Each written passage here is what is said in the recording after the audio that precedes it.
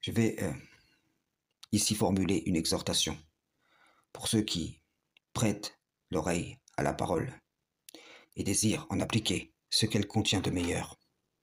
Les traditionalistes demandent souvent aux coranistes: pensez-vous qu'Allah laissera la majorité des gens se réclamant du Coran s'égarer? Et les coranistes leur répondent en usant de la vérité à leur profit que être de la majorité n'a jamais été gage de sûreté, que mieux vaut être du groupe peu nombreux.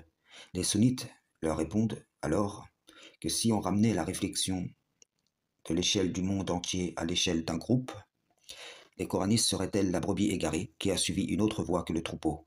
Et Allah l'a laissée comme elle s'est dévoyée. Dans le verset 83 de la sourate 43, il est écrit ceci: laisse-les donc s'enfoncer dans la fausseté et s'amuser jusqu'à ce qu'ils rencontrent le jour qui leur est promis.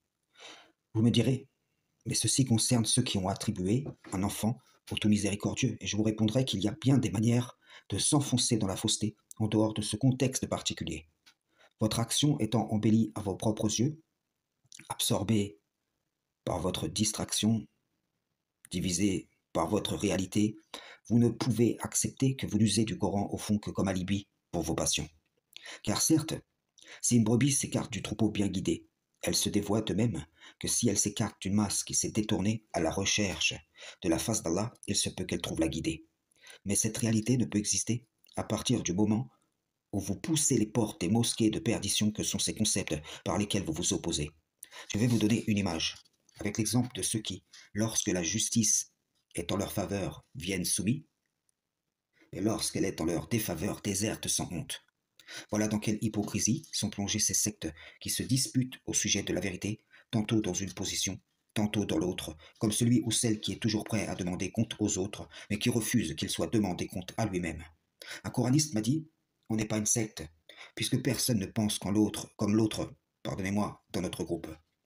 Je dis que vous êtes bien une secte, à laquelle le diable donne une forme nouvelle, une forme compatible à l'individualisme ambiant. Car à partir du principe Coran seul qui vous fédère, chacun peut faire de sa passion une divinité. Et c'est là la traduction réelle de votre situation. Que celle-ci demeure ainsi, ou que vous trouviez des consensus sur les questions, cela ne change pas qu'à la base vous êtes les répondeurs à un appel du diable banni, via lequel il a pris pouvoir sur vous. Lorsque vous vous opposez aux traditionalistes, ce n'est pas pour que l'islam triomphe, mais bel et bien pour que le Coran seul puisse exister, car c'est le concept qui vous fait sentir légitime en religion.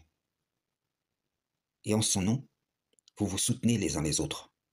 La preuve étant que, en tout point, vous réagissez à propos du coranisme, comme l'auraient fait les idolâtres au sujet de leur idole.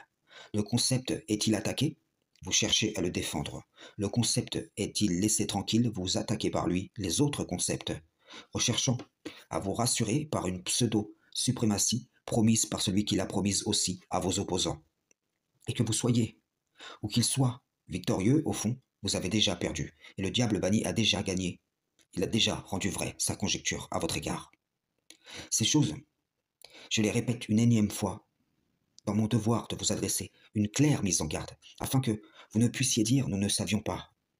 Nous n'avions pas été avertis à ce sujet, et dans l'espérance que quelques-uns abandonnent ce mensonge qui est la promesse du Coran seul, tout en se tournant vers Allah. En vérité, frères et sœurs en islam, salam, shalom.